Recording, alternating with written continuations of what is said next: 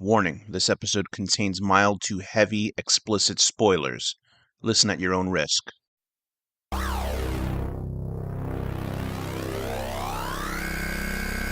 Reviews, discussions, and theories about films in horror, sci-fi, and genre. This is The Horror Deconstruction. Like, share, and subscribe to hear more.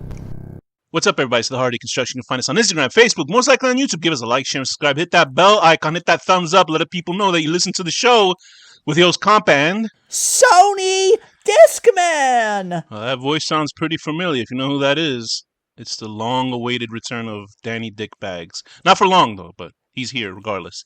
And today, I've got bags in my dickies.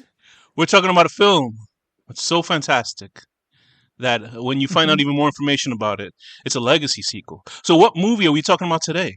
Exorcist Believer. The Exorcist Believer! Directed by David Gordon Green. Written by Peter Sattler. Wow. David Gordon Green! Oh, man. And Scott Teems. It seems like these guys were teeming with excitement to destroy a franchise. Mm-hmm. When two girls disappear into the woods and return 3 days later with no memory of what happened to them, the father of one girl seeks out Chris MacNeil, who's been forever altered by what happened to her daughter 50 years ago.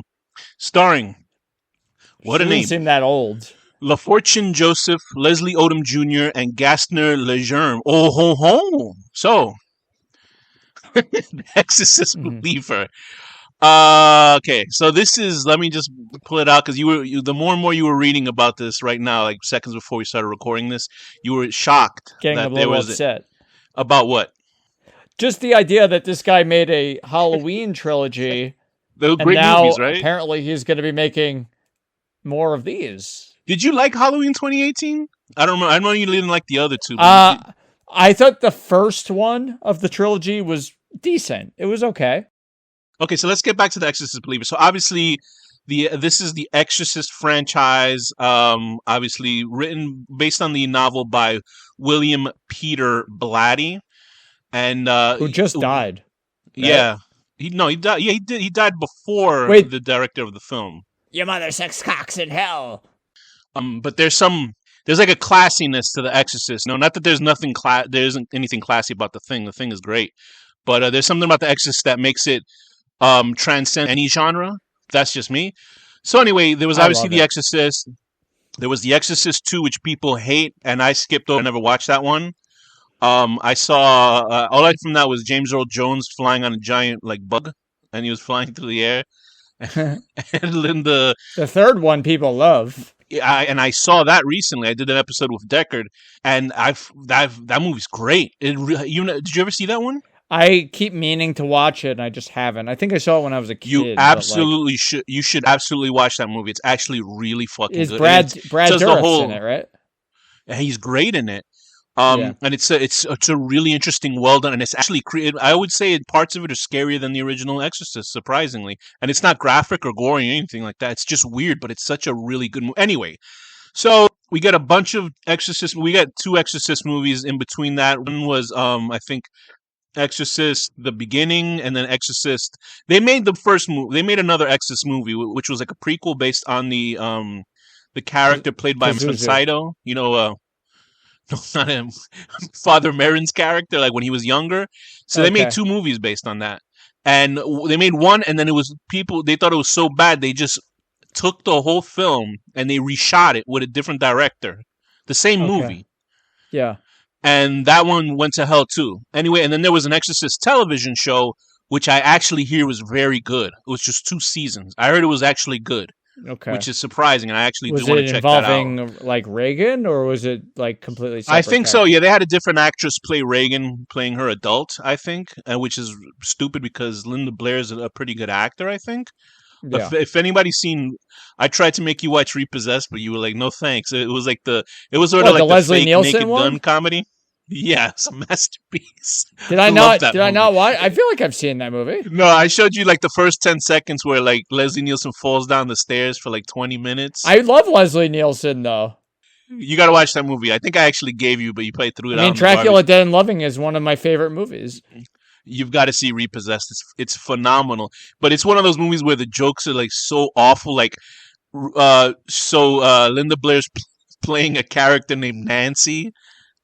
So obviously it's Nancy Reagan. You know what I mean? It's stupid. Yeah, It's that kind of humor. It's very stupid.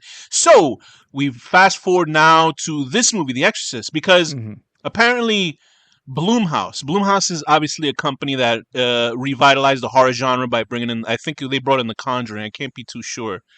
I might be absolutely wrong on that. But anyway, they do very formulaic shit from what I could tell. They do movies budgeted from like 9 million to 30 million. I think 30 million is the highest they've ever budgeted a film for, because horror movies make money. There's no question that horror movies just keep making cash, right? Right. Regardless if they're horrible or whatever. They did that with the Halloween franchise. No matter what, I don't know if the Halloween franchise I'm sure it made its money back because of the first one, 2018. But then like, they were just like, Halloween Kills was one of the worst horror movies I've ever seen. And Halloween Is that the one that's in the hospital the whole time? Yeah, the one where they mistake a guy who's about 4 feet tall and overweight as Michael Myers. Remember okay, you know what? I made a mistake. Blumhouse has actually made some good ones. Creep and Creep 2. I'm looking at the list. Oh yeah, no, it's great. Oh yeah, no, they did some really good, interesting. I mean, the Black Phone one was like okay. I thought it was pretty good. That's what I thought too. Yeah, I thought it was fine. They're making a part 2 to that. What do you think Black Phone 2 is gonna be about? Like, what the hell are they gonna do? Maybe he's haunting the phone. Maybe it's an answering machine in the second. Oh, movie. They made the terrible Martyrs remake and that movie Ma. They've made some really bad ones too. They made Martyrs remake. Yeah, I spit on the company. Yeah, they have a healthy mix of horrible and good movies here. So I don't know.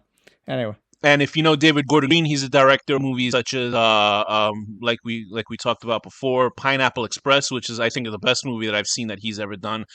But he's one of those directors that did serious movies and then now has decided he wants money, so he's going to start doing Halloween and horror films. Yeah.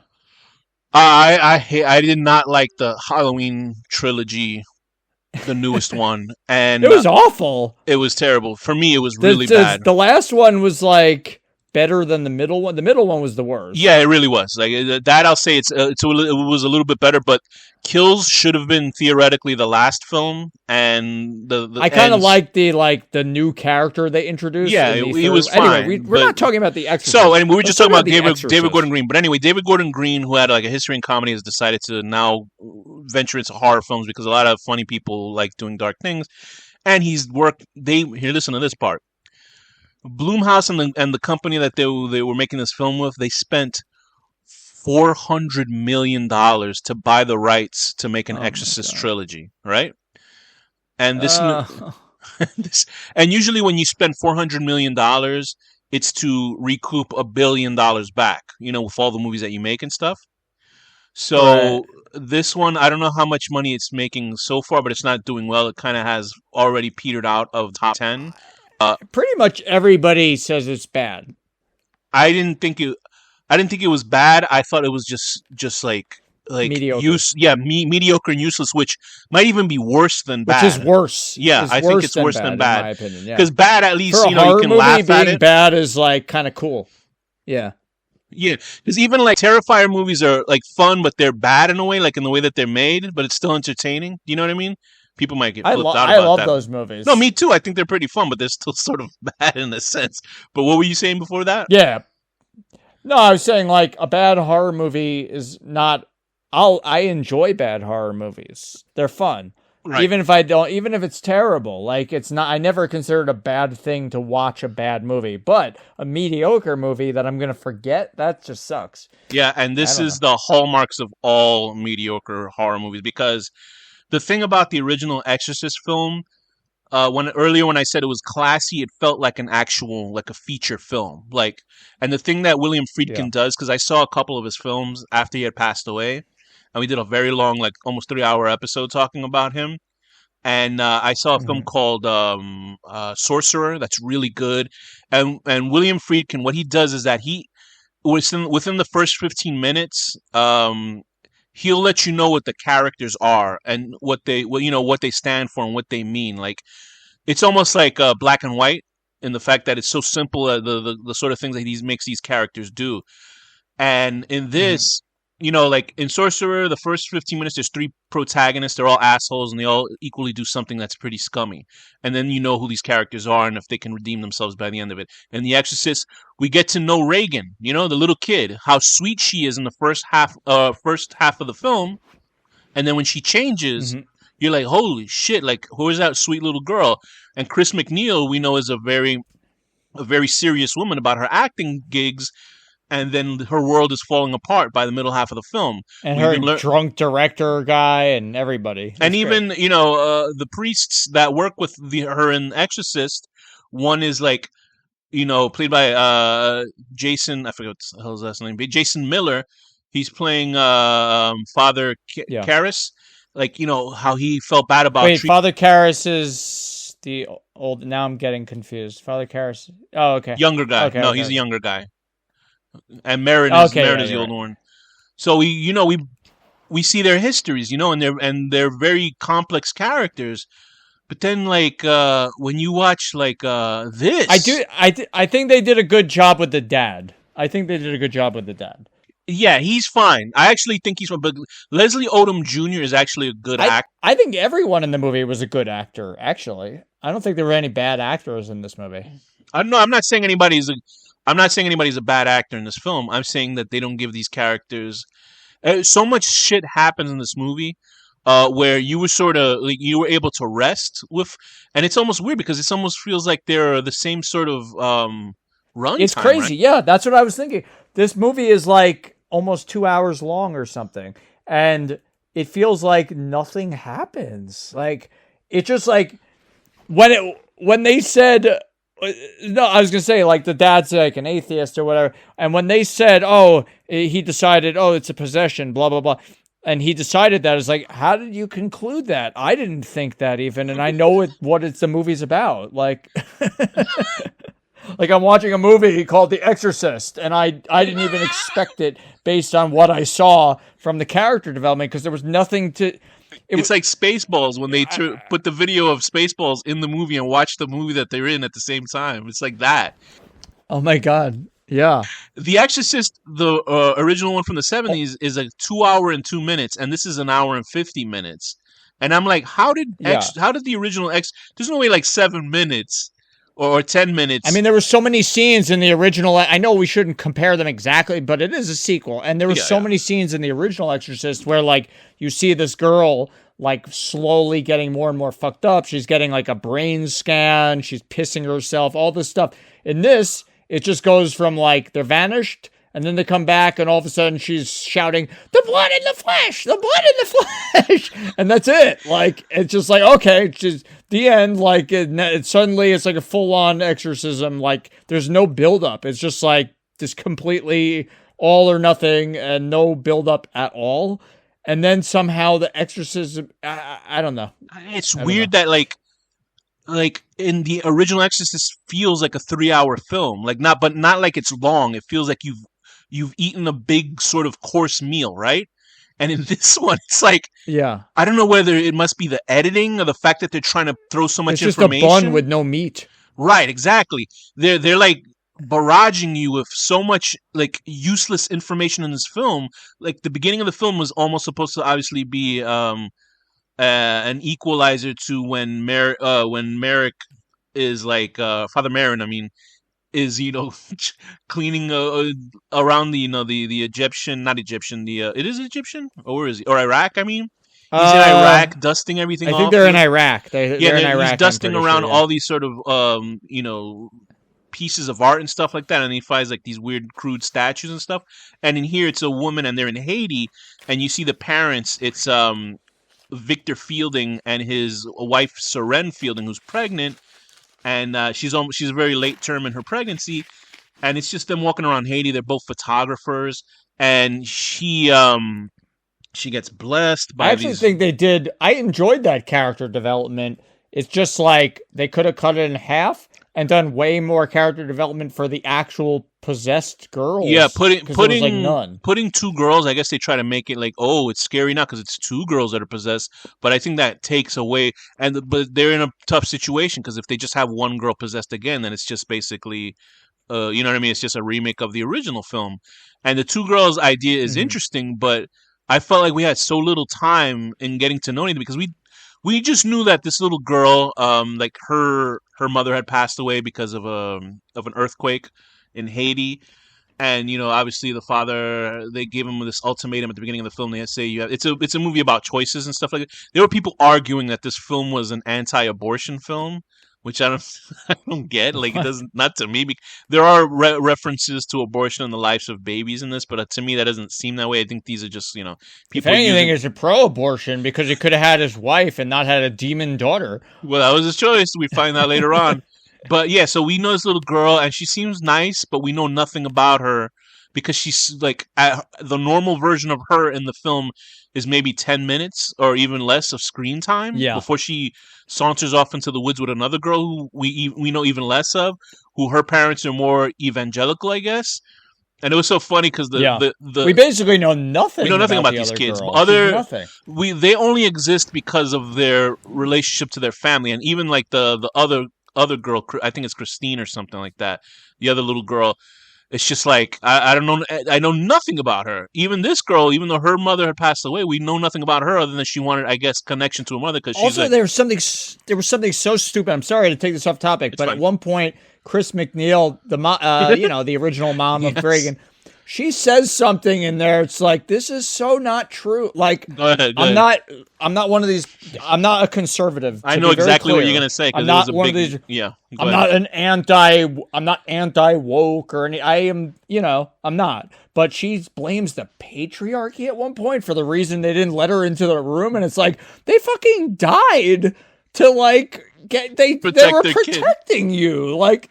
They didn't let her in the room because they didn't want her to die because people were literally dying. That was the line of the film that spurred a controversy because it's like, what is this? And you can tell that was like a couple 3 white writers. Like, how we'll show respect to women. We'll put that line right in the fucking movie. And then they gave each other handshakes. What they did, they actually made me upset on behalf of Father Marin and Father Karras. Because it's like, they were not sexist. They literally died to protect your daughter. Yeah, the line was basically the mother talking about how she wasn't, even though she wrote a book about I thought that was going to be a little bit cheesy that she wrote a book about it. But I was like, it made sense in context of what she was talking about. She was like, I don't know why they didn't let me in the room. I guess I just wasn't part of their patriarchy. And I was like, oh, brother, that is such a stupid line because, like, as you say. And I'm not, like, you know me. I'm not like. I know. I'm not like that. Like, I think patriarchy is a real thing. Like, I do. Like, I don't know. Whatever. It is ridiculous. It is absolutely ridiculous. So then the stand-in we have for Father Marin. There's 2 stand-ins for Father Marin, who was the younger priest. I'm sorry, Father Karras in the original film. Father Karras. Yeah, the boxing, smoking Boston priest. Yeah. So we have Ann Dowd playing Anne. Ann Dowd is a very, very good actor. Like, she is above this. She was in Hereditary.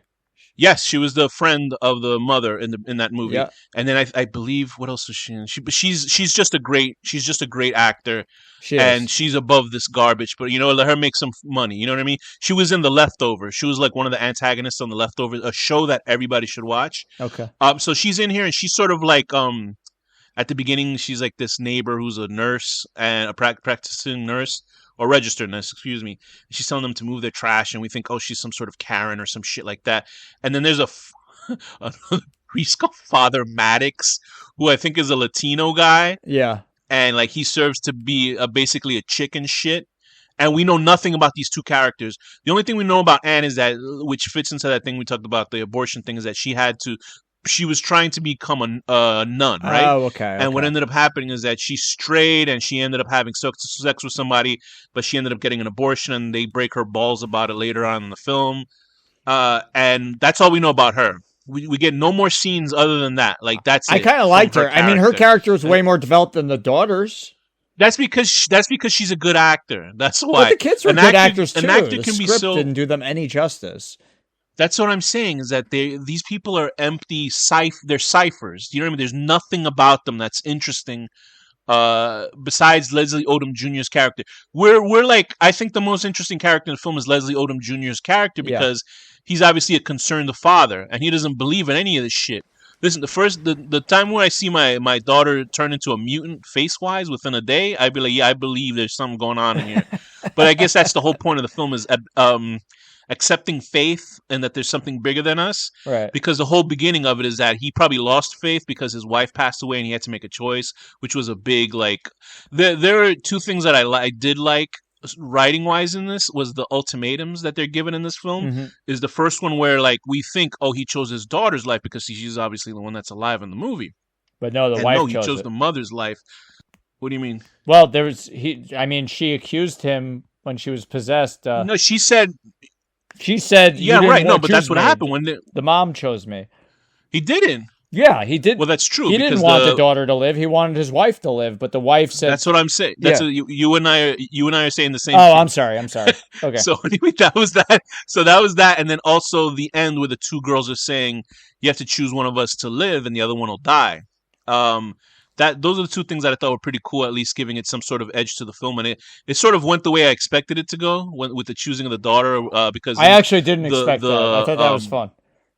Okay. The friend's daughter. I'm sorry. The main girl's friend. Her father, who's been like he's just been like mind blown throughout the whole movie. Like towards this final part, like you see him not wanting to like take his shoes off when everybody else is taking their shoes off. Like it doesn't. I don't understand why he's doing that because I think he's having a crisis of faith. Right. With his church because obviously for his daughter to go through that, he was like, why did I go to church all this time if this shit happens to my kid? You know, I think that's what it is. To me, it was funny because it looked like the preacher in their church looked like Jordan Peterson. He just looked like so. Because I didn't understand. I thought there was going to be some weird story because those two girls go into like into some sort of weird labyrinth, like I guess sewer place over there in the woods. Mm-hmm. And they were trying to contact her deceased mother because she wanted to get connection to her. And they're trying to blame her not having a fucking scarf with her, which would let a demon in, which is the stupidest fucking crap I've ever heard. But anyway, when they say the two girls are possessed and one of them says, "Oh, you don't know what happened to us," and I was like, "Did the priest molest them or something? You know, is there something going on?" But they didn't act like they were like in a movie. If kids were like assaulted by a parent, by like a authority figure, they'd be weird at the beginning of the film. You know what I mean? And they weren't like that; they just seemed like normal girls. Right. So I don't understand what the hell they meant by that. And then, oh man, it was even more ridiculous. It's like, even remember the old Exorcist movie? Yeah. Like we saw face for a second, which was actually just like a makeup test, but they just wanted to put it in just to make it creepy. You know, that little white face that we see hanging around and stuff. Mm-hmm. In this one, they actually had a horned demon with 3 eyes, and they put it really quick, so you can't really see it. Yeah. And I looked at the practical effect for it, and it looked pretty actually neat. But Exorcist movies are like serious. Do you know what I mean? Like they feel at least a little bit real, even though the scene when that other girl, when the friend went to the church and she's like, "The flesh and the blood," or whatever she said. I was like, "This is so. This feels like a B level. I don't know. It was too silly." It is, because it was like in the trailer for it, so like her not face is subtle. intercutting. It's not subtle at all, right? And then also the part where the main father's character, he's talking to his daughter and she's already messed up. And then there's like a little ghost girl behind his shoulder. And I was like, oh, brother, like this isn't what Exorcist, the first one is, at least. Like if you're going to try to emulate it, don't put Blumhouse, spooky ghosts in this shit. It's like that didn't happen in the original film. And I'm sorry to like connected to, but this is a legacy sequel. They're trying to emulate the first film. I guess trying to is the word, which they completely fail. But you don't put spooky ghosts. The poster art was sick. I thought it was great. I was actually genuinely excited when I saw the black and white photos of the promo photos. But apparently that was ripping off the first movie, of the first trailer of the old movie. Whatever. In any case, I just thought it looked really cool, and I was excited. But man, oh well.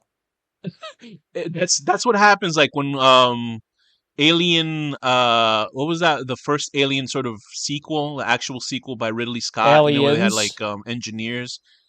No, I'm sorry. I meant the newest of the newest versions that they were like. Prometheus with the engineers with the right Prometheus. I actually like that movie. The first that half too, of it I think is fantastic. But the trailer for the movie, they just used the soundtrack from the original trailer from the old film. So that's sort of what they did with this bullshit. They try to, have people go, "Oh, look." And then I was like, "Well, you should. It's not fair to compare them." Well, don't compare it yourself then. Like, what do you mean? Don't put fucking Chris McNeil in it. Don't put Reagan in it. You know what I mean? Right. It's stupid. Like, what are you doing then? And so anyway, let's talk about Chris McNeil. Chris McNeil shows up. She's a legacy sequel. I was sort of offended what happened to her character because now that's like a bell that can't be unrung. Basically like Chris McNeil is this mother who suffered in the past because of her daughter, and then she wrote a book that I guess exposed Reagan to, I don't know, criticism, or she just didn't want that part of her life shown to the world. I don't think she even remembered what the fuck happened to her. I guess maybe she did by the end of the original film. Mm-hmm.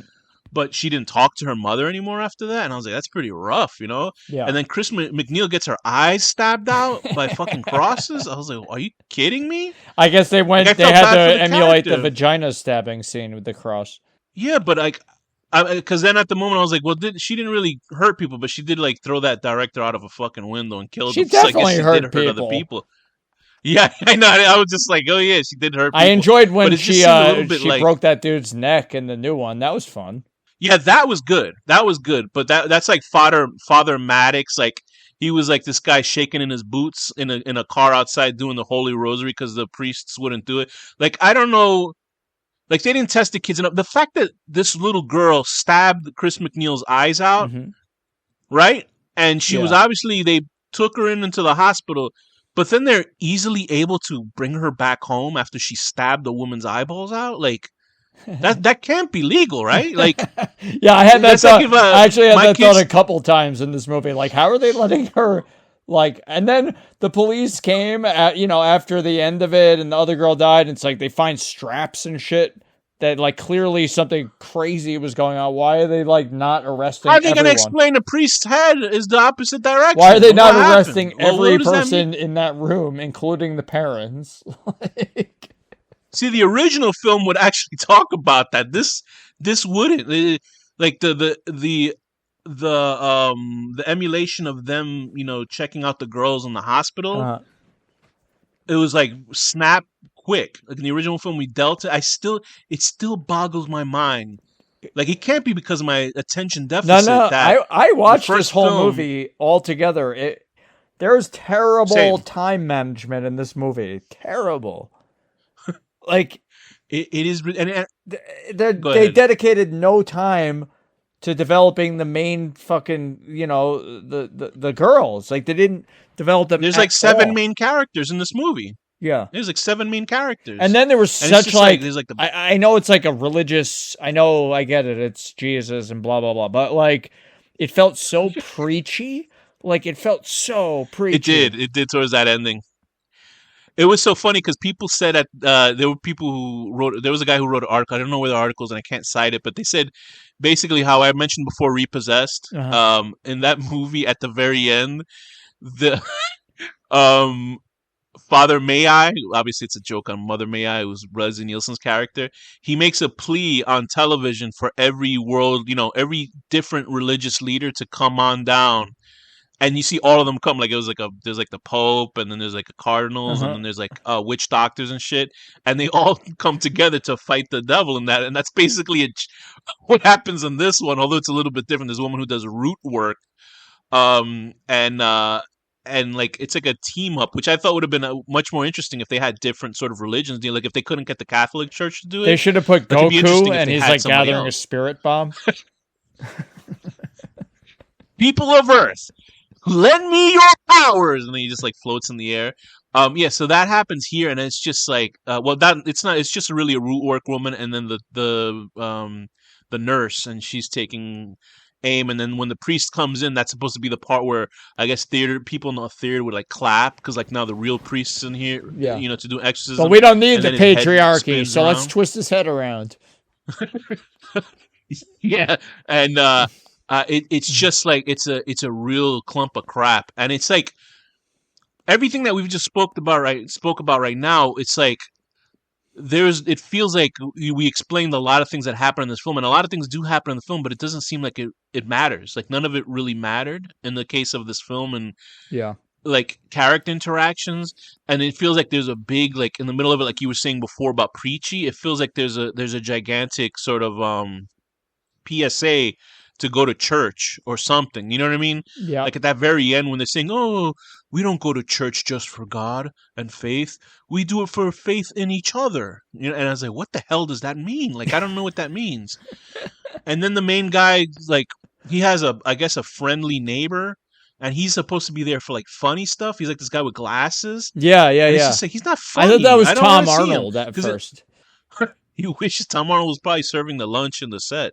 But then, like in this, like there's a part where the nurse, she's like, "Oh, I'm a servant of God," or whatever she's talking about, and he goes, "I like it," and that's supposed to be funny, like that's supposed to be the audience going, so funny, but he's not. He's not funny. He stinks, and I'm like, I'm tired of these crappy movies with this crap. With David Gordon Green's got to do something else. Like he's got to go back to comedies, and he's got to like do a new line of work. Like maybe he could be a plumber, or he could like, I don't know, maybe he's a good painter or something. Like some other skill that's not this. Do something more useful. What's the smell in the room? Do you think? What do you think the smell in the room is? Because like that happened in the original one, and in here, like they just like, oh man, it stinks in here. Is it sulfur? It smells like butts, maybe. Big sweaty butts, and then you see like coprophiliac coming. He's like, "Oh, this is great!" And he's just like standing around. I guess it's supposed to be a test of faith movie, but I think it completely fell flat. And I'm just like, this guy like does these dramatic, stupid things, like in the hospital Halloween one, the middle one, and everybody's like, forming this like powerful mob, and it's supposed to feel so like, and then at the end of the trilogy one, like they all like have Michael Myers, and they like put him in the, I won't spoil it in case, but like they all come together as a town, like we have to fight this evil, and it's like, I don't know, maybe that's this thing, like coming together or something, but like Halloween Kills might have possibly the worst monologue I've ever seen when and Anthony Michael Hall. Remember, he's the guy who Evil Dies Tonight. That guy. Yeah. He's like doing stand up in the middle of it, like, and he's like on the set. He's on stage, and he basically talks about the history of. He recaps Halloween. That's what he does. Mm-hmm. And I was just like, what the hell was this scene for? I know what the fuck happened in Halloween. Why are we hearing another character talk about Halloween for? Remember, Halloween, he killed 4 people. And they treated him like he was fucking Charles Manson or something. There's one guy who wore a mask one night, how many years before? Yeah. And that was my complaint about those movies. In this, like, it makes more sense. Like, it felt a little bit more natural, but it didn't feel natural that he jumped to that conclusion about, possession and shit. Although, like, if my kid's face changed like a mutant, they showed and they did the exact ripoff of the "Help Me" thing. I don't know. Yeah. I didn't even notice that until I saw. I was like, oh, brother. And then like, I think for me the worst crime of a horror movie is to be forgettable, and this movie is definitely forgettable. But unfortunately, we can't forget it because there's gonna be 2 more. I don't know. They might be a different director though. I bet you that, because he suddenly, like, when this movie bombed, he's like, he might not direct the next 2, and I'm like, no shit, he won't direct the next 2. They're gonna have like, let's hope. And they didn't. At least they didn't put the tubular bells until the end. And I did like, though, at least that Reagan came back at the end. Yeah. Like, I thought this was gonna be like stretched out till like till the third film. Like Reagan comes back, like fucking Luke in Star Wars. You know what I mean? Like they just drag her out for the final movie where she gains like Jesus powers or something. I hope she like. It doesn't seem like her mother completely lost her eyeballs because she had those things over her eyes. I assume that maybe her eyes are trying to heal, but that's a shitty thing to do to that character. I don't think that was like very nice to that character, but whatever. But yeah, I mean, I don't know. Is there anything else that didn't work for you with this film, or did work for you? The acting was all good. I'll say that. I'll give it that. The acting was fine, and I thought it was well shot. the head spinning was good when they broke that guy's neck and his head spun around. Yeah. But other than that, this is the script is just terrible. The script film. is terrible. It is a bad script. Because in the first 5 minutes, I was like, okay, this isn't so bad. You know, I mean, like I'm getting, because my expectations are extremely low by watching this. Yeah. And when I saw that sort of hate, the thing with Haiti, and I was like, okay, at least it's something different, But then like as it just kept happening and the fake ghost shit, and and the demons from hell, like an actual demon from hell who like drags that little girl to hell with him. I was like, oh boy, this is really like bad. Like it's a very mediocre film, and it's a ridiculous movie. I'm glad that people now woke up. What's your rating? I'll give this. I want to give it a shit, man, because it's not like a negative one. When I do negative through 8 billion sort of thing. Yeah. But it's like a 3. It's like a 3 out of 10. Like, yeah, as a like sort of a normal sort of whatever kind of movie this is, you probably give it a 4 or 5.